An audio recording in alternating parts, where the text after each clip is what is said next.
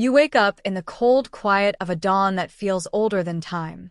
Your body aches from the ground beneath, stiff with frost, even though the sun hasn't yet risen. The sky above you is still bruised with shadow, the horizon a dull gray.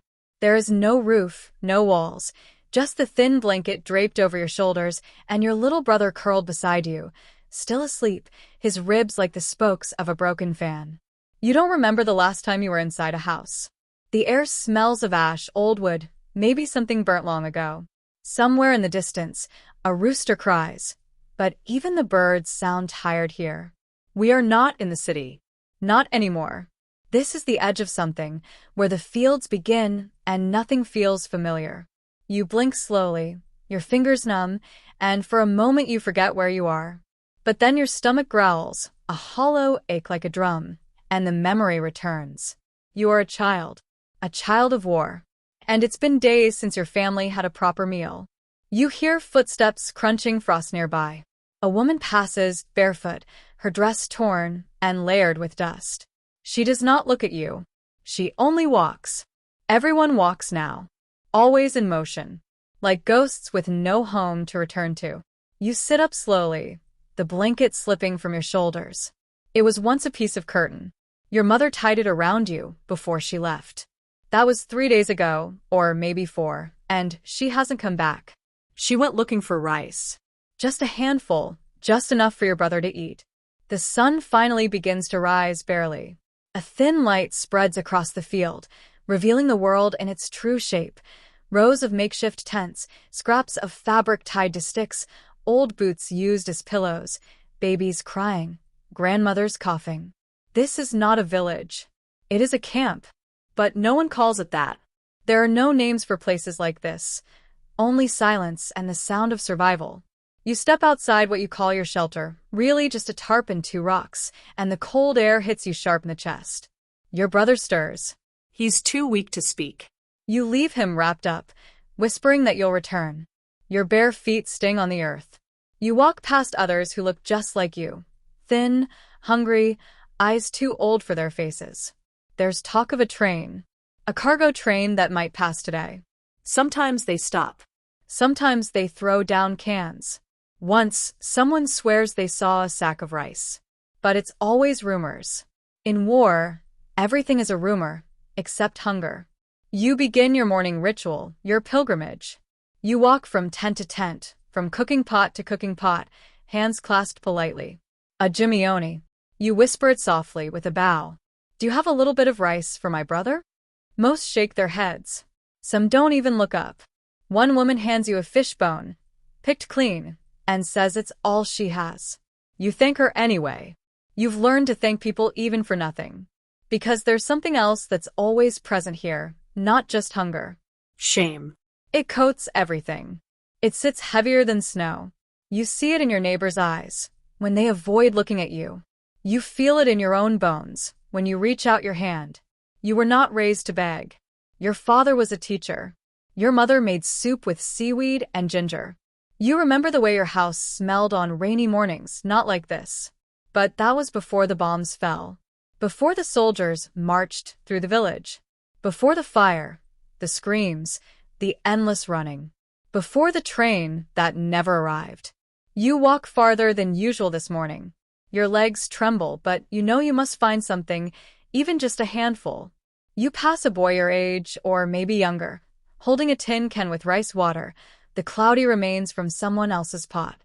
You lock eyes for a moment, but neither of you speak. Because there is no friendship in hunger. There is only the quiet pact. We are all desperate. We are all ashamed. We are all trying not to cry. By mid-morning, you reach the edge of the makeshift camp. There's a small stone path, leading toward what used to be a village checkpoint. The building still stands, though the windows are broken and the door hangs off its hinges. You stand there, watching. A soldier sits outside, one of the locals.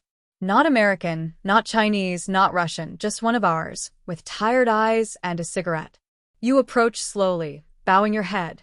Giorgio. Your voice is almost silent. Please, rice. The soldier doesn't move at first. Then, slowly, He digs into a tin cup at his side and pulls out 3 cold beans. He tosses them on the ground near you and turns away. You gather them with shaking hands. 3 beans. For your brother. You whisper thank you, though the soldier cannot hear you, and begin the long walk back. The sky is a little warmer now. The sun has fought through the mist. Somewhere you hear laughter, strange and sudden. A child playing with a tin lid, pretending it's a wheel. You envy that joy, but you do not stop. When you return, your brother is still curled up beneath the blanket. His lips are dry. You place the beans in his hand. He stares at them for a long time, as if they might disappear, and then he smiles. That smile, tired as it is more precious than gold. You share the beans, even though he tells you not to. And for a brief moment, as you chew the cold skin of survival, you remember the sound of your mother's laughter, the one that echoed in the kitchen as she stirred the pot, humming. She said she'd come back. You still believe her, because hope, like hunger, does not die easily. That night, you lie beside your brother under the stars. The frost returns. A dog barks in the distance. Someone sobs softly in the next shelter. But you close your eyes and dream of rice. Warm, steaming rice in a blue porcelain bowl. And your mother's voice calling your name, as if the war never happened. You wake in the middle of the night, not because of sound, but because of silence. That deep, unnatural kind of silence that presses on your chest. The kind that doesn't belong in a place filled with crying babies, coughing elders, and shivering bodies. You blink into the darkness, eyes adjusting to the silver-gray haze of moonlight, and something feels different. Your brother is still beside you, breathing slowly, clutching your hand in sleep. But something about the air has shifted. It's colder now, not just in temperature, but in feeling, like something has left or is about to arrive. You sit up, pulling the blanket over your shoulders, and listen, far away. So faint it could almost be a dream. You hear it, the low hum of an engine, or maybe wheels, or maybe tanks. You don't know anymore, but that sound had come before, and it never brings good news. You think about waking your brother, but there's no danger yet, just waiting. That's something you've grown used to in this life, waiting for something you cannot name. By dawn, the noise has faded, and the silence breaks again, with sniffles, with footsteps, with the rustle of life beginning its daily routine. A kettle boils over a fire made from stolen wood.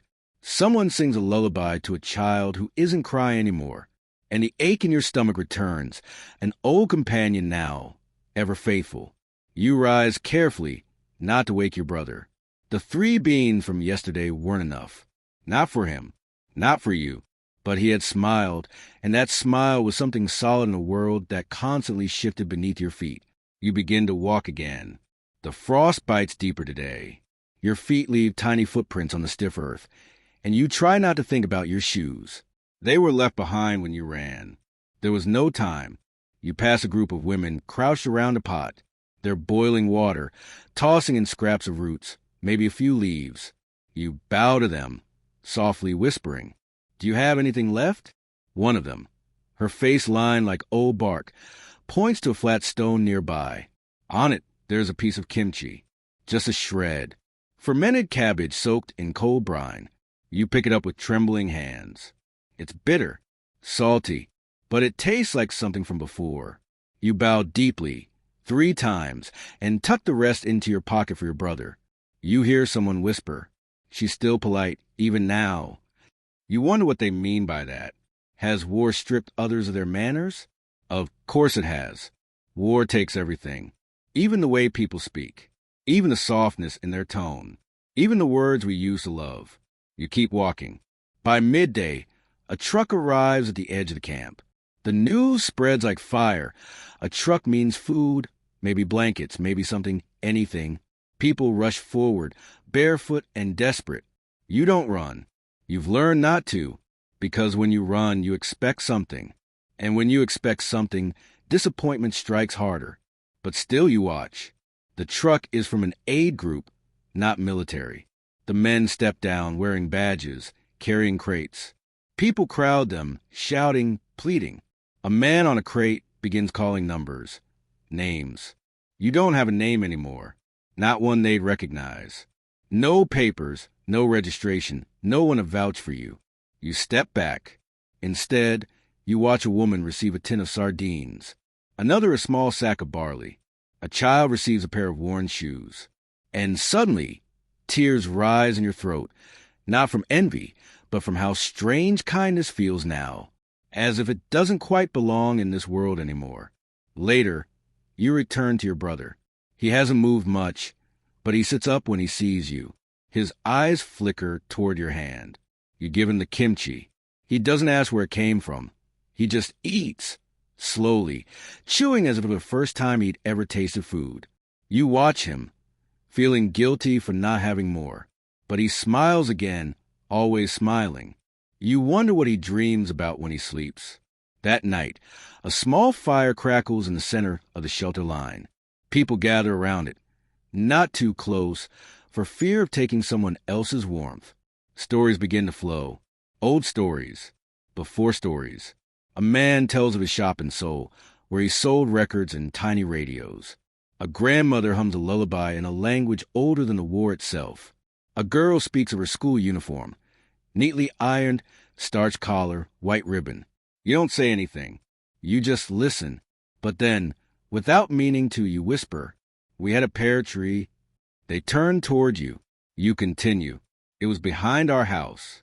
My father planted it when I was born. Every spring it bloomed white flowers like snow, and in autumn the pears would fall fat and golden. My mother would slice them, sprinkle sugar, and we'd eat them cold." For a moment, no one speaks. Then someone sighs, and someone else says, "I remember the taste of plums." And just like that, the fire is no longer just warmth. It is memory. It is the past trying to stay alive. Later, as you lie beside your brother, the stars above seem sharper, the sky clearer.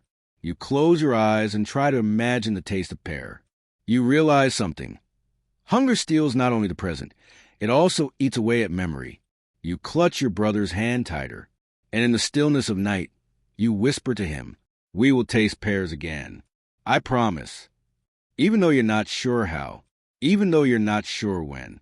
Because hope, like stories, must be spoken aloud to stay real. You wake to the sound of coughing.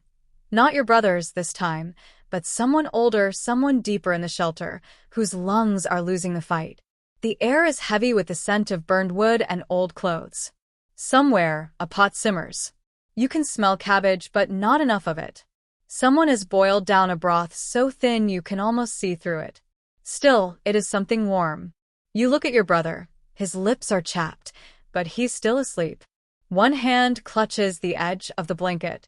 He's dreaming again, and you hope his dreams are not of this place. You rise slowly, knees aching from the cold floor. Outside, the camp is already awake. Women squat in circles talking in low voices. Children poke at the ashes of yesterday's fire. And the men, the few who are still strong, stand watching the horizon as if expecting someone to appear.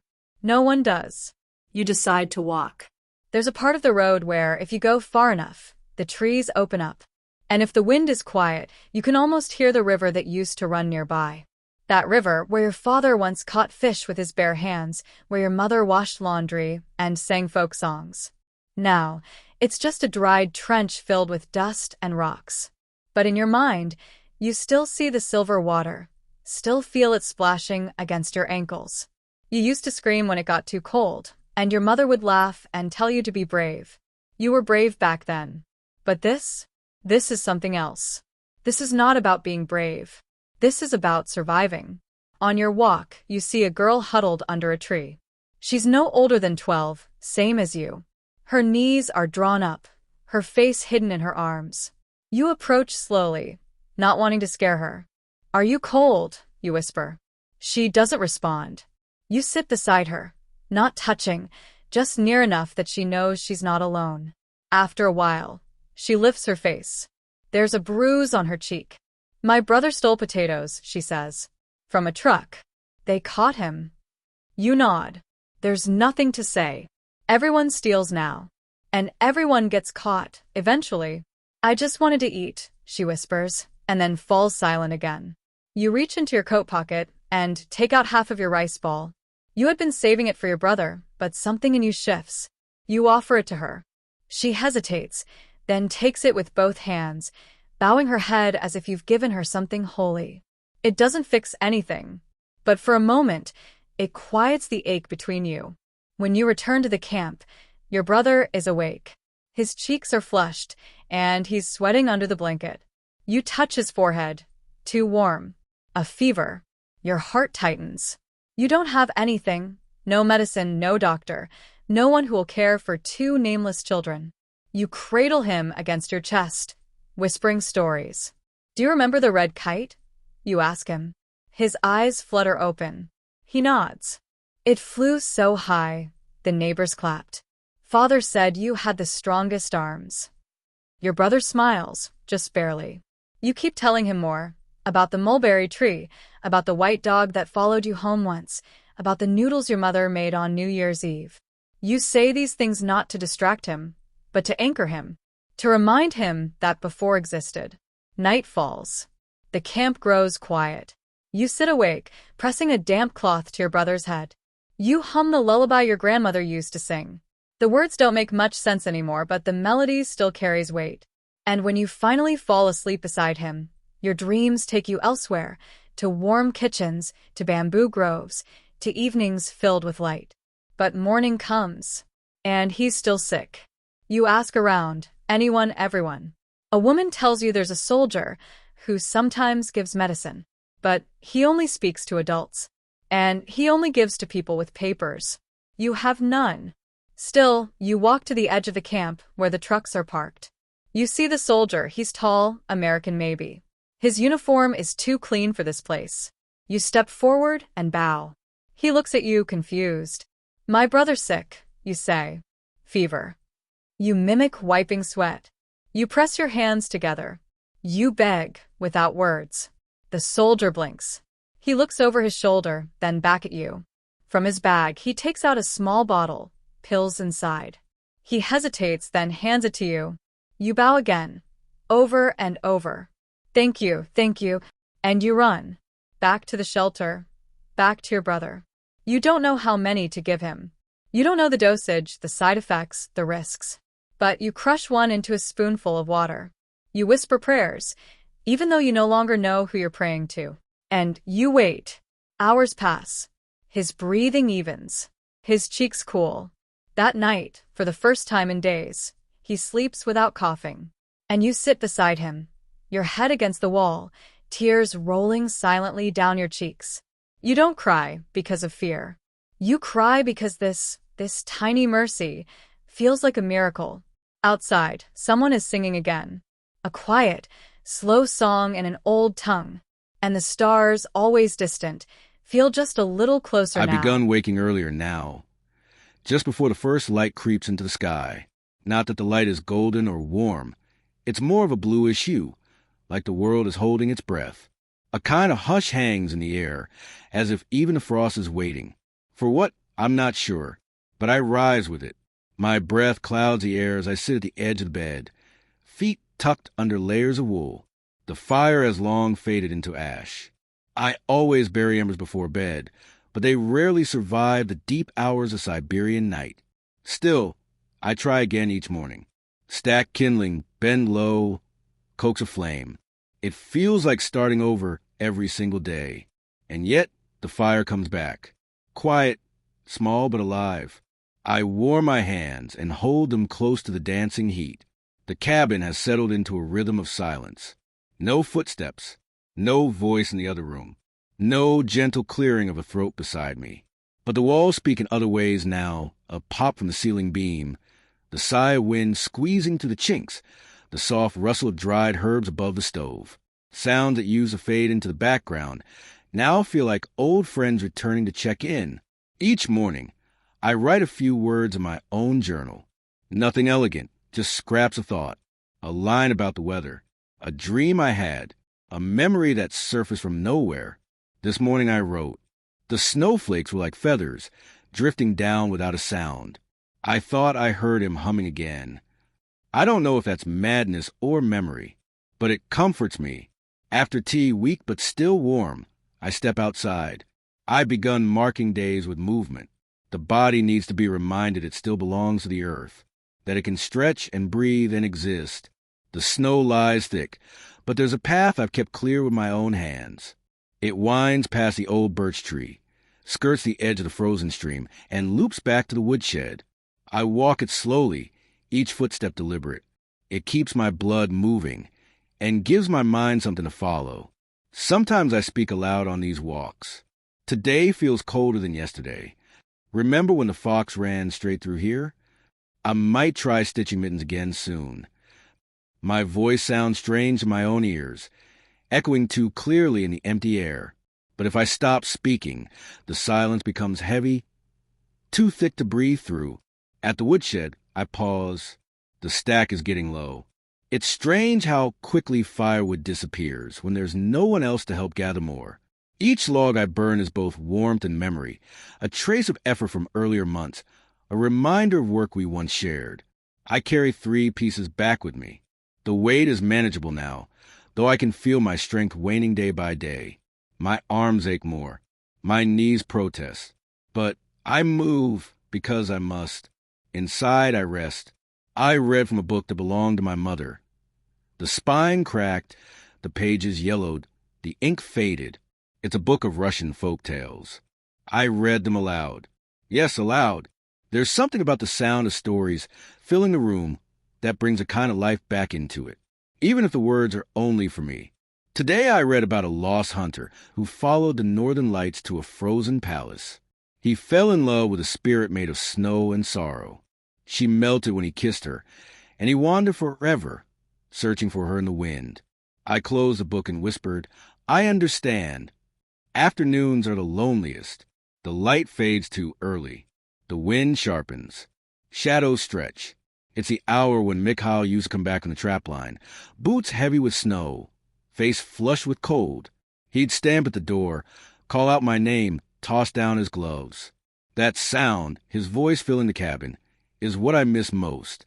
Not the words, just the presence. Now I fill the space with small rituals. I stir the stew slowly. I sweep the floor, even though it doesn't need sweeping. I polish the handle of the kettle until I can see a ghost of my reflection. Anything to stay here, to keep the hours from closing in. Today, I mended a pair of wool socks. My hands remembered the motion, even if my mind wandered. I thought of our first winter here. The snow came early that year. We hadn't prepared enough. We huddled under a single blanket, laughing nervously at how naive we'd been. Mikhail burned his boots trying to dry them by the fire. We had only potatoes and pickled cabbage for days. And still, somehow, we were happy. It wasn't the hardship that stayed with me. It was the closeness. Even suffering feels bearable when you aren't alone. Later in the day, I heard the distant howl of wolves. They were far, beyond the ridge, I think. Their calls rose and fell like music, haunting, ancient, inevitable. I sat by the window and listened, heart still. I wondered what they mourned. Night came fast. The moon rose pale and low, barely clearing the treetops. It cast long shadows across the snow, making the world outside look like a dream half remembered. I lit the oil lamp. Its glow softened the corners of the room. I took out the small wooden box that holds my keepsakes. Inside, his pocket knife, a ribbon from our wedding day, and a note he once left under my pillow that simply read, "You make the cold feel warm." I held that note for a long time. The ink has smudged a little from my fingers, but I can still read it. I folded it gently and returned it to the box. By the fire, I whispered good night to him again. I always do. Good night, Mikhail. I hope you're somewhere with light. Then I sat in silence, watching the flames bend and crackle. Outside, the wind swept snow across the path I had cleared. I didn't mind. Tomorrow, I would walk it again, because movement is memory. And memory is what keeps me warm, even in the deepest part of winter, even in this long, unbroken quiet. I still remember how to hope, even if only a little, even if only in whispers. It came silently, as it always does, layering the world in soft, untouched white. There's something sacred about snow before it's been walked on. like the earth is dressed in silence, holding its breath, waiting for a single step to break the spell. I lie in bed longer this morning, not from fatigue, but from a quiet reverence, the kind that makes you pause and listen to nothing at all. The fire has long gone out. My breath is visible in the air, a soft mist rising with each exhale. The old boards of the roof creak gently above me, the sound softened by snow piling overhead. It reminds me that time is still passing, slowly, deliberately, even when the days feel like echoes of each other. I finally rise. Layer by layer, I dress, will shift, heavy skirts, shawl, thick socks, everything in dull earth tones that have faded from years of wear. Each item carries its own small memory. I remember sewing this skirt one summer evening by lamplight, while Mikhail sat carving wooden buttons beside me. I reach for the buttons now, and fasten them with slow fingers. Breakfast is a simple thing. Dry bread, a bit of soft cheese, and boiled water with pine needles steeped in it. The taste is sharp, resinous. But it's something. The bitterness reminds me I'm still here, still awake inside this vast, pale silence. After eating, I sit in my usual chair by the window. There's a tiny patch on the glass that refuses to frost over, no matter how cold it gets. Through that peephole, I watch the morning begin. The trees are heavy with snow, boughs sagging under its weight. No birds. No wind. Just stillness. I think sometimes that the forest is watching me too, as if it remembers. As if it understands. I speak aloud to it now and then, softly, so my voice doesn't sound too loud in this hush. I think I'll go to the ridge today, I say, wrapping my shawl tighter. Just to see how the trees have changed. There's no one to answer. But somehow speaking it makes it real. I step outside into the cold. The first breath stings, but I welcome it. Cold sharpens the mind. Reminds you of your shape, your weight, your life. I take the path I cleared yesterday. Fresh snow has softened it, but my feet still remember the way. Each step crunches a muted, satisfying sound. The birch trees flank me like tall, skeletal sentries, white bark streaked with shadow, branches bare and reaching like open hands. The ridge isn't far, just beyond the curve of the old stream. It was Mikhail's favorite place. From there, you can see the entire valley when the sky is clear. It's where he asked me to marry him. We had no ring. Just a carved piece of antler tied with twine. He placed it in my hand like it was treasure. To me, it still is. I reach the ridge and pause. Today, clouds hang low and heavy. The valley is dusted in a bluish light, as if the whole world has slipped underwater. Smoke curls from no chimneys. No footprints mar the open snow. All is still. I sit on a flat stone and close my eyes. I don't ask for signs anymore, but sometimes they come anyway. A memory stirs. The last spring we shared. I remember the sound of dripping snow as it melted. How the icicles snapped from the roof and crashed below. How the earth turned dark and wet with thaw. I remember planting turnips together, laughing when the seeds spilled from my mitten. I remember the first heron that flew overhead and how he pointed up and said, "Look, another year begins." That was the last one we had. And I didn't know then how precious that sentence would become. I open my eyes. The world remains the same. Stillness. White. Silence. But something inside me has shifted. I rise slowly and return home. The walk back is quieter. My legs ache more than usual, and I rest twice on the way. But I make it. The cabin waits for me, its roof blanketed in white, smoke curling faintly from the chimney now, my small fire still holding on. Inside, I remove my shawl and sit again by the window. The sky darkens early. Clouds thick with snow roll in from the east. Soon, the world outside fades into soft gray. There are no edges, no horizon, just layers of hush. I light a candle. Its glow is warm, golden, a small pulse in the belly of the room. Tonight feels heavier somehow, like the last page of a long letter, or the final chapter of a quiet book. I write again in my journal. This time, I write more. I saw the ridge today. It looked the same, and yet it felt different. I don't know if I'm healing or just remembering more gently. I don't cry as much now, but sometimes tears still come. Not because I'm sad, but because I remember being happy. That kind of memory carries its own kind of ache. I set the pen down.